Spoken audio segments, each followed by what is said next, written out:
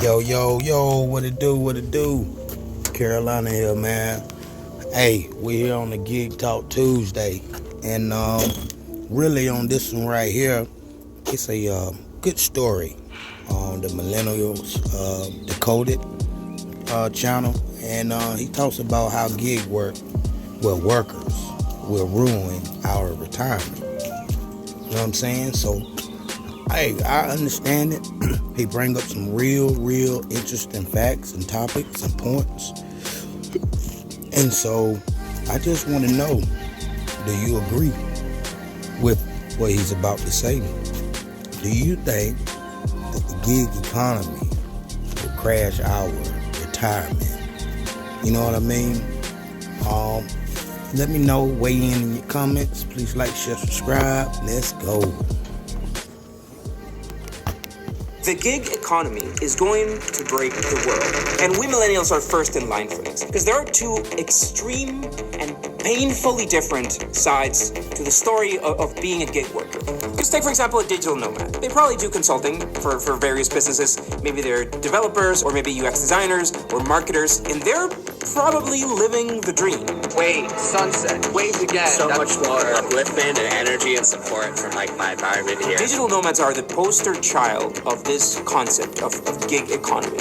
It's a powerful poster to sell this idea of freedom at work to everyone else. But the reality for most gig workers today is not even close to this. Gig economy is something much less sophisticated, like poor worker conditions, always losing out. It seems to be the workers. Injury or sickness isn't paid. They're working for a tech company, all right, but their situation is very different. And I have to stop for a sec before we go on to say that I just can't be a hypocrite on this. I run a tech company, and for the 10 years that we've been in business, we've worked with dozens of gig workers. Because we run a business, because supply and demand, and we're paying them fairly as gig workers, as contractors for the work that they're doing. But in reality, we are contributing to this snowball. It's a snowball that is gonna blow up in our faces in a few years. So let's explore where this gig economy is gonna take our generation over the next few years. This is our new series, Millennials Decoded.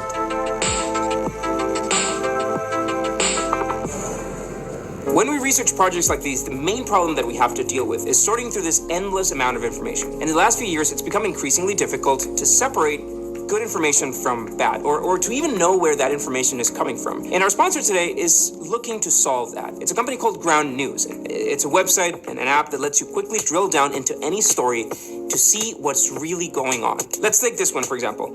This is a story about the governor of Minnesota vetoing a gig worker bill following warnings from Uber. In Ground News, we can see 34 sources have reported on this story, and the majority of them have a left-leaning or center rating, according to an analysis done by 3 different news monitoring organizations. The majority of these sources have this history of reliable reporting practices, and we can even see that more than half of these sources are owned by media conglomerates. So it's really helpful to read through all the articles published on this particular story to compare and contrast how it's being framed by the media. While Ground News doesn't publish or censor any news, they don't do it themselves. They let you see specific topics like tech, business, or entrepreneurs, so you can get notifications on breaking news and blind spots around your specific interests. You can check it out by visiting ground.news/slightbeat.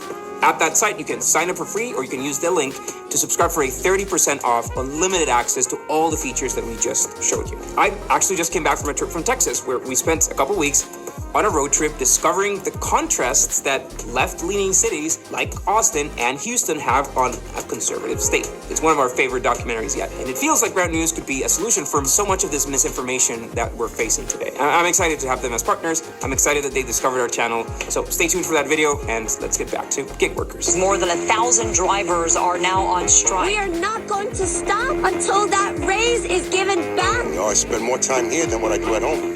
We're gonna go down a grim rabbit hole today. But before that, let me make something very clear. As a consumer, as a business, the gig economy is great.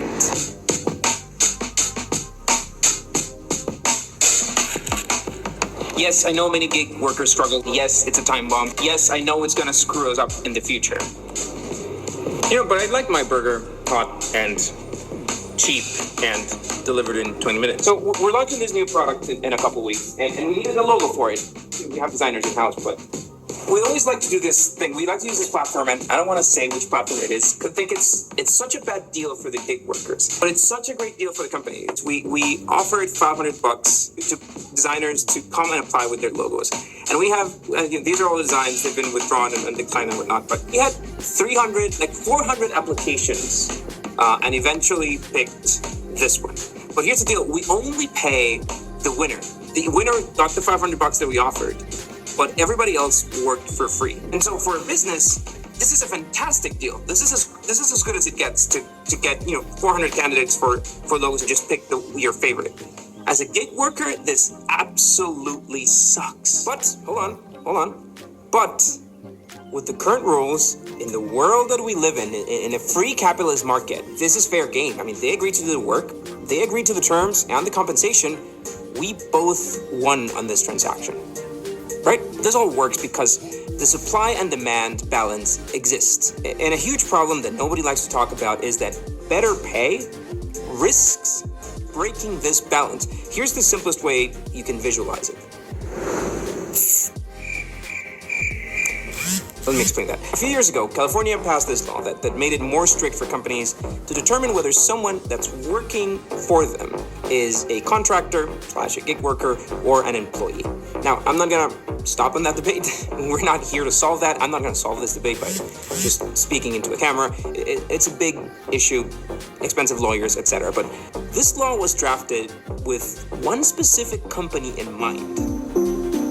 Now think about the way Uber positions driving with them. Ride sharing, freedom, anytime, anywhere. Ride sharing sounds so nice. It's like, I'm gonna go somewhere, I'm gonna share my ride with someone. You guys remember this? You guys remember this publicity? I'm sure they used at some point, like, you're gonna save the world, save the planet, and, avoid pollution by ride sharing and saving gas. When Uber started, driving with them was this really, this cool way to make some extra money. And all of this was some great marketing. It sold the dream of making your own schedules, being your own boss. Heck, call it being an entrepreneur, being an Uberpreneur. But we all know how Uber really works for drivers. I lost $97,000 because of you. You dropped the prices on black. Yes, you did. We started with $20. Some people don't like to take responsibility for their actions. They blame everything in their life on somebody else. Email for town card. Good luck. Good luck to you too, but I know you don't gonna go far. This is Fawzi Kamel, who had the misfortune of driving the founder and the then CEO of Uber and capturing the video that eventually got that guy fired. But this issue was over 5 years ago, guys. This problem of low fares, of broken promises, it's an old problem. And it's happening with Uber all over the world. But Uber was built precisely on this premise. The reason why Uber exists is because the rules allowed it to exist in its current form. It was designed with those rules in mind, precisely to take advantage of how traditional cabs that work on a different set of rules wouldn't be able to compete. Right. And it worked. They're barely slipping through legislation cracks, but as of today, they're mostly on the right side of the law. Mostly. And then, again, this is a free market. Uber is just connecting people who need to make money, willing to provide a service with people who need that service and are willing to pay for it. But AB5 and other similar laws are a big problem for Uber. It could truly put them out of business. Because we like Uber. Why do we like Uber? We like it because it's convenient. We like it because it's safe. But in the end, we use Uber because the price seems right. Here are 5 ways to get a cheaper Uber ride. We'll get Uber rides at 50% off. Join for cheaper Uber rides every time? Well, let me put it a different way. Would you use Uber if a ride cost 40% more? That's not a typo. 40% more. If Uber had to put their drivers on payroll and give them all these benefits, make no mistake, we'd be back on yellow cabs. Because let me speak a very uncomfortable truth. And if you're a founder, if you watch our channel and you're a startup founder, you know where this is going to go right now. If you work for a startup, but you're not the founder, here's a hard truth that you might or might not know about. You ready?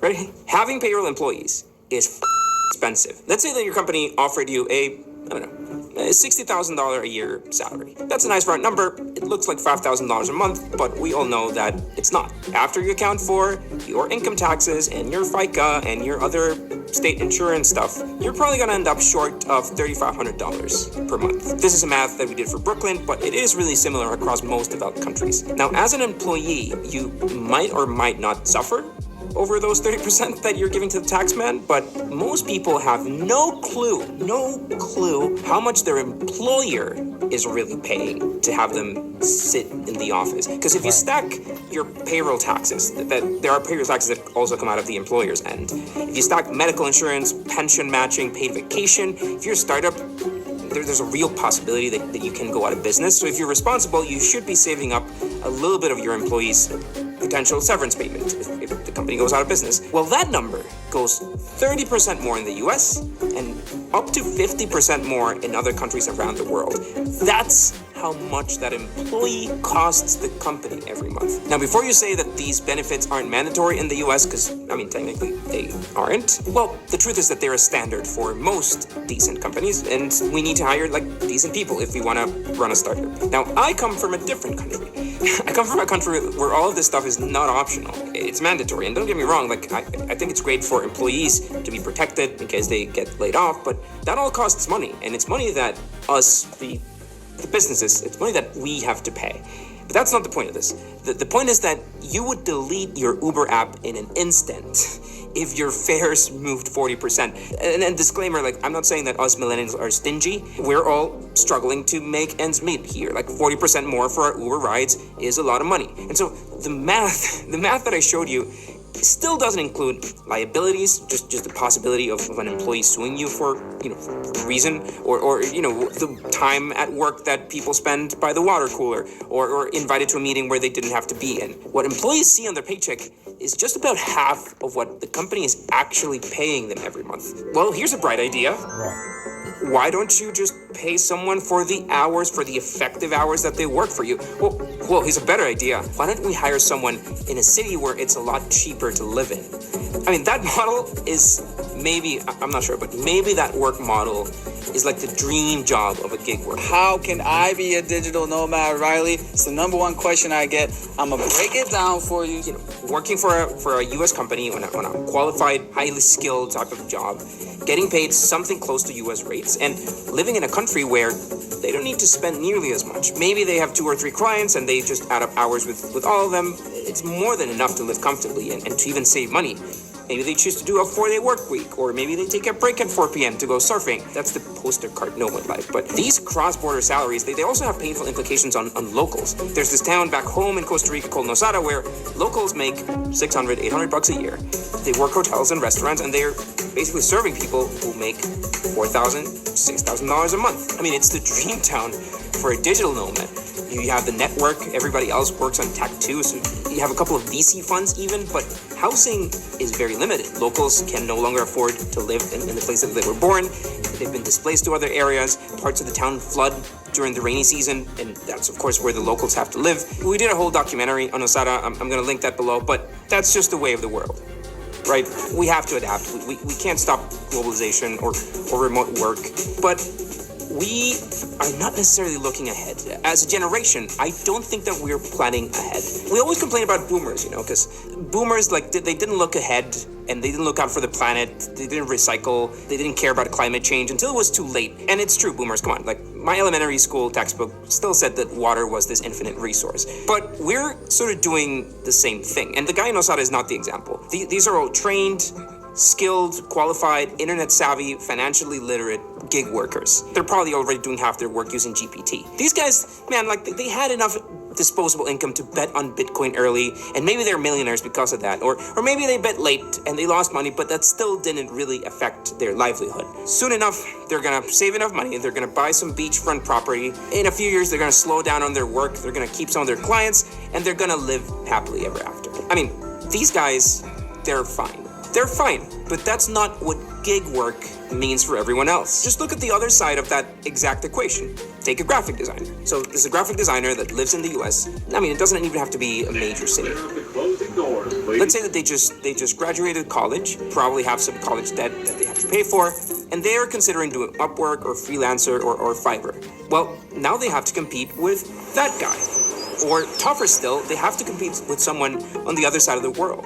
That contrast gets even bigger if you bring Southeast Asia into the mix, where a graphic designer can probably target $5 an hour and do great. And another disclaimer here, like this was a struggle for me to wrap my head around. In the West, in our side of the world, we understand that countries like Thailand or India are very affordable countries to live in, but we still assume that if someone is making $300 a month, they're living in poverty. I think it's really hard to wrap our head around living with $300 a month. Well, they don't. We flew there and we checked and we saw it for ourselves. That's a whole other video. It's one of my favorite videos that we've produced, but sorry, I'm not gonna plug any more videos anymore. The point is, it's really hard to compete on online internet gig work if you live in a developed country.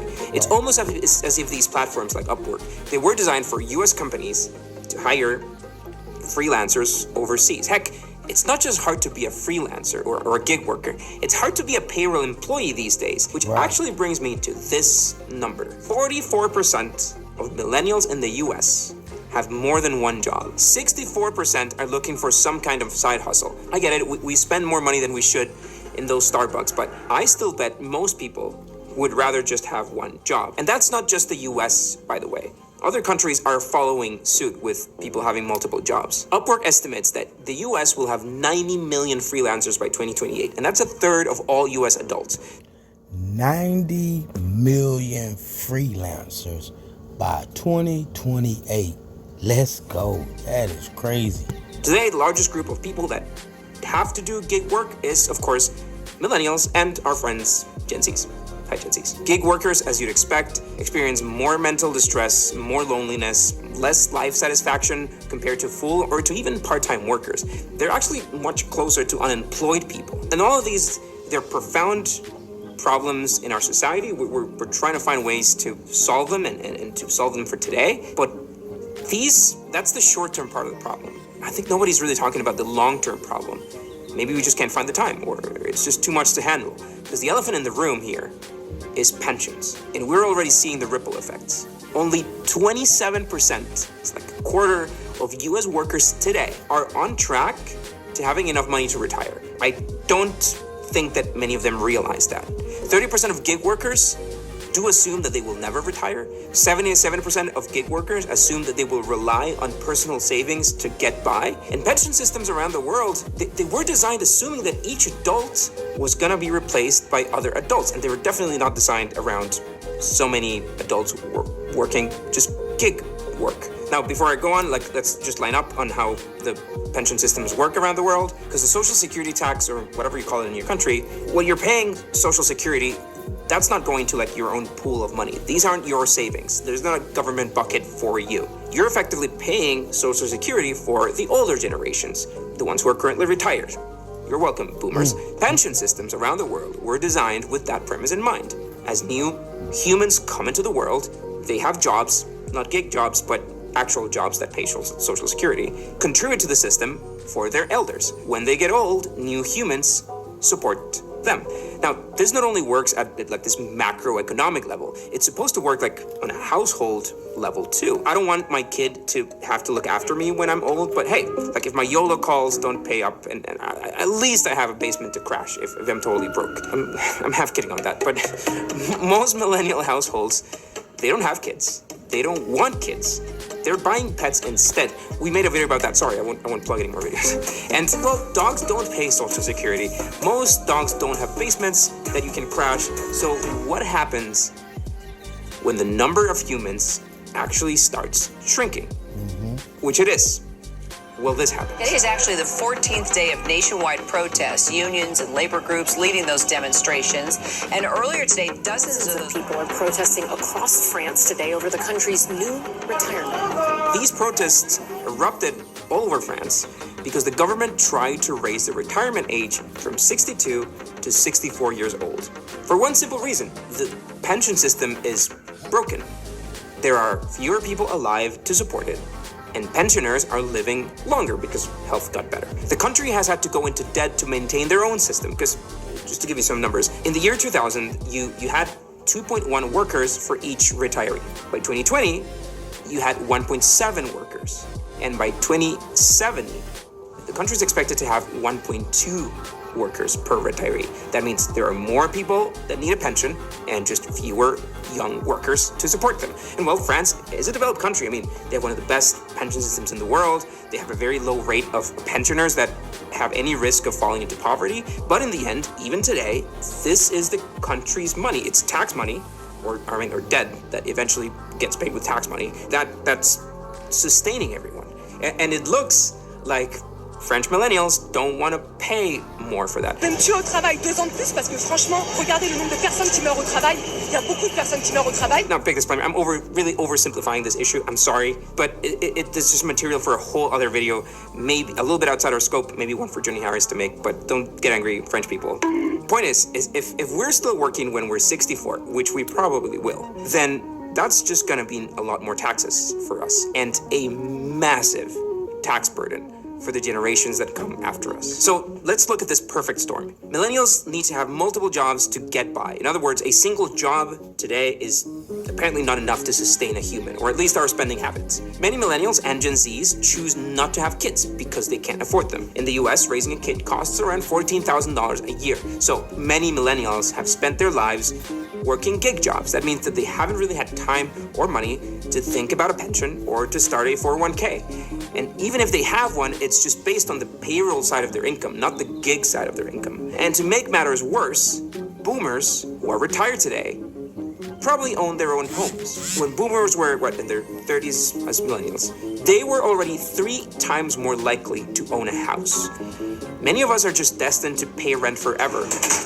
Yo, welcome to my apartment. Yo, this space is so... Maybe get lucky and inherit a home from a relative, but wait, hold on. There's even one more that we haven't talked about. Healthcare. The US in particular struggles with this because of how expensive and broken the health system is. That's a topic for another day. The US life expectancy is lower than most developed countries, and one of the main reasons for this is that so many people are spending their lives without decent health insurance. So they are just delaying going to the doctor or getting any preventive care. That means that when they do get sick, the bill is likely to run a lot higher. 1,326, that's after discounts, because the initial is 11,220. / surgical supplies and devices, so I guess like maybe a scalpel and the actual mesh they put in me, $13,777.02. We say healthcare is the leading cause of personal bankruptcy.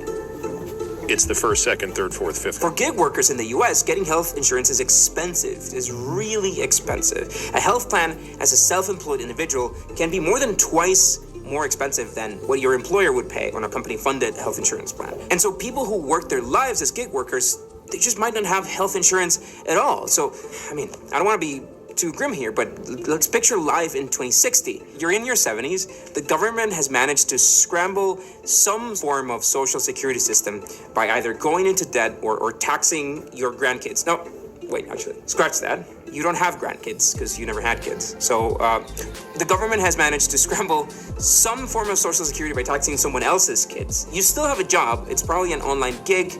It's definitely not tutoring or writing or coding because that's all going to be solved by ChatGPT by then. You live in a small apartment and you cross your fingers so that you don't get sick. Maybe not all of your friends are so lucky.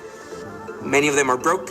Some might be homeless or they've just had to move abroad. Unless you're part of the select few millennials who managed to save a lot of money or to own some property, you're going to live in a real danger of being evicted if you mismanage your money or if you have an unexpected hospital bill. Whew, oh, okay, it's too far. Let's talk some solutions, maybe. So what can we do about it? Well, that actually does get us back to those 3 letters. If governments force these companies to pay some real benefits to their gig workers, well, maybe the system could be rebalanced. The UK actually went through the hoops. The Supreme Court ruled that Uber drivers are workers, that they should have all the benefits and they're entitled to all the benefits of a worker. India is following suit, especially considering that so many people in the country works informally, over 90%. Literally today, as we were shooting, New York City announced a new law that creates a minimum wage for delivery workers in the city. And that still doesn't give them other benefits, health care or pensions, I mean, but it's a step to recognize that we just can't keep going on like this. These problems are gonna bite us in the ass in a few years. Our generation needs to accept that we can't trust that Social Security will be our source of income when we're old, or after funds in the Social Security program run out, which in the US, it's estimated to happen in 2041. We need to prepare to be on our own. We need to prepare and pace ourselves to work a few extra years, and we, of course, should be saving some money up. Like, I genuinely think that it's not a bad idea to consider retiring in a friendlier country, maybe one with good healthcare that doesn't cost a fortune, or maybe one where you can still afford a house, or at least rent without straining yourself. And this is not a commercial for my home, Costa Rica. As founders, it's kind of our job to find the space in the cracks, right? It's our job as company founders to find that crack that Uber found, to find a business model that's better than anything else. Yeah. Heck, I mean, we're the ones building AI tools that are replacing humans. We're literally building one called Teammate, and it's designed to replace humans. I told you, I don't want to be a hypocrite with making this video, but depending on the color of your hat, you may think that we're on our own. It's survival of the fittest. Or on the other hand, you might think that it's the government that needs to do something about it. We clearly don't want to pay 40% more for the stuff that we get from gig workers today. But hey, that's why we make these videos. Mike, I don't have a solution. I hate making a video where I can't come up with a solution, and for this, I can't. But my contribution here is just making you aware of this. And before you go put all your money in the stock market, don't. Go watch our documentary on what has caused all major economic recessions in history. I think it's a useful watch. Last commercial of the day. We've started a weekly newsletter that gives you an extended version of our most important stories.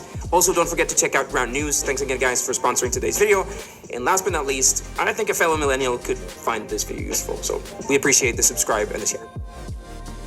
Thanks a lot for watching. All right. So my question becomes, do you agree? You know what I mean? Do you agree? Because he went through a lot, and you know, you can fact check it, but he showed the receipts on the stream. So, I mean, I understand. I learned a lot, and I feel gig work is here to stay, and the numbers he showed that it's here to stay. It's just fundamentals that they're putting together to make sure it lasts and pay out fair. Make sure that society is able to bounce off of the new, found way of life. Weigh in the comments. Please like, share, subscribe. I'm Carolina. Till the next time, peace out.